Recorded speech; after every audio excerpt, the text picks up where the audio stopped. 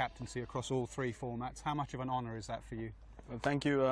It's an absolute honour for me. I think as a youngster growing up, all I wanted to do was just play for India, and I never thought I'm going to be captain of even one format, let alone all three. It's an absolute honour as far as I'm concerned. How do you manage your time, and how will you manage your time in the future? So much extra responsibility as captain, so much extra responsibility. You enjoy your fitness, you do a lot of fitness work, your fielding, your batting, all your commercial opportunities, people pulling you in different directions. How do you manage your time? Well, luckily I don't have too many people in my life that I'm close to. I think that helps. If you have too many friends and too many people you speak to, I think you get really distracted, and then your time management becomes impossible. But I think somewhere down the line I've realized that as cricketers and as sportsmen, we already limit ourselves as to how much we want to do without even knowing how much we can do. And that's something I never put a limit on. I always wanted to explore more, understand what's my max ability as far as my intensity in the field is concerned, and even with managing time. The day I get burnt out is the day I start cutting down on things. I've never put any limitations on what I want to do in my life, and you just got to create a good balance and keep moving forward. Luckily it's been fine till now, but I'm able to maintain a balance as of now. That's all I can say. And it looks like you got that balance spot on.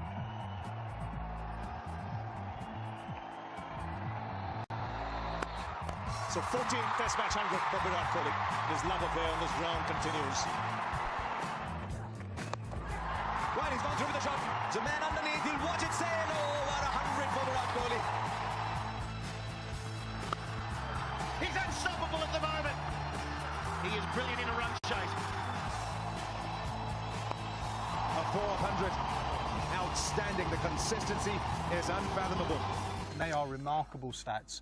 What do you think you did really well in last year, apart from get loads of runs? I've seen people have, dream years, and probably that was my dream run. I just tried to keep things simple. I think what I was able to do in the past 12 months was strike a good balance between preparation and match intensity. I didn't over practice. I felt that I'm good enough to go and counter anything that's thrown at me. And that's something I tried to continue throughout the year. Obviously, performing consistently is never easy.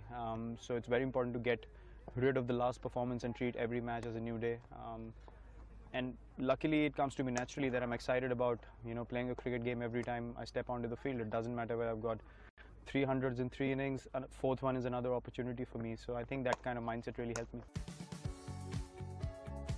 England saw a completely different player from what they saw in 2014. You were vulnerable outside the off stump, you were nicking off.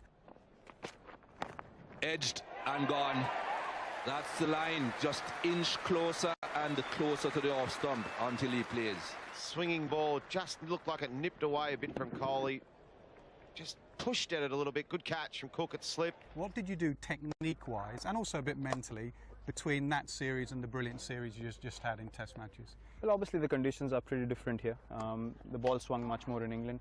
But the thing was that I put too much pressure on myself before going to England that I need to score here. As subcontinent players, I don't know why, but we are given these benchmarks to go and perform in different countries. And if you don't do that, you're not considered a good player. So I think it was more about me being desperate to do well in England. And then when you don't get off the start you want to, you start going down mentally, and then you can't prepare the way you want to. And obviously the conditions are challenging anyway.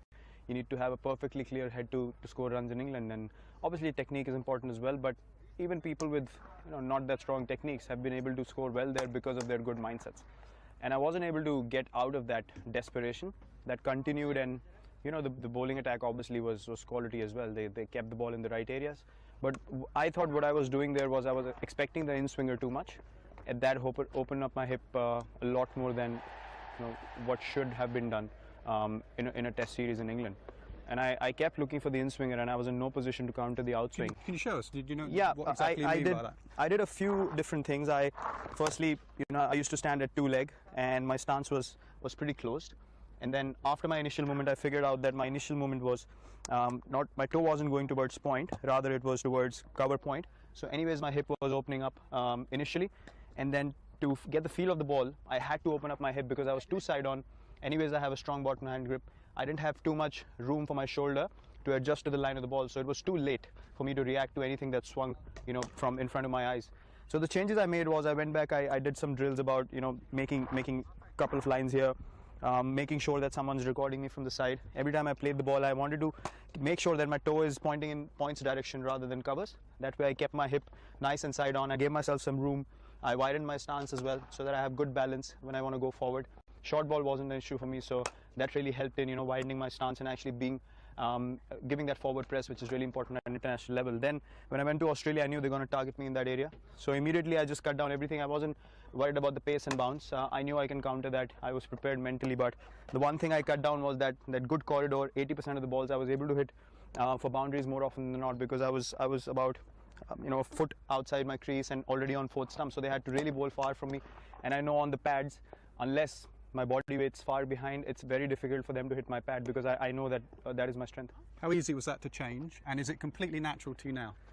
It's become natural now. It wasn't easy. I was batting about 3 hours non-stop every day. I had cramps in my forearms by the end of the week. I did that for about 10 days, but it was just like in golf, they say you got to hit a shot about 400 or 500 times before you can actually perfect that shot. So it was more about precise practice, where I wanted to tune my head to play that way. I wasn't used to forward pressing. I was always used to waiting for the ball and clipping it off my legs, or waiting for the short ball. But then I realized, even I took some help from Sachin as well. He made me realize the importance of approaching the fast bowler the way you approach a spinner, is to get on top of the ball, not worrying about the pace or the swing. You got to get towards the ball, and then you give the ball lesser chance to move around and trouble you. So I think those things really, really helped me, and that became second nature. Mumbai rises to Virat Kohli. It's a double 100 for India's captain. His third in 2016, a wonderful innings. He's in the form of his life. Can I throw it ahead to this one-day series and white ball cricket? What about that? It's away, it's full. He slices them through the offside. He's opened the face of the bat and he sliced it deliberately. It's not even an inch of adjustment, and then it gives you a lot more options in the field. Kohli, look at his face, his determination. He can play all the shots. Look at that one. Kohli opening the face of the bat, chopping it down. It was something that He'll get his 100th run and also his 26th one-day international 100. Fantastic insights if you'd like to see that again, because there's some great tips about the mental side of the game and the technical side of the game. It is available on demand. This is what Virat Kohli did last year. Quite staggering stats. 12 matches in test matches, averaging 75. He averaged 92 in 10 ODIs, 106 in international T20s, and a small matter of 81 from 16 games in the IPL. A fantastic player. He now leads India in all three formats. I wonder, did you get the impression, as I did there, that Kohli now seems to think that this is his time? This is his time where he can, A, score all those runs,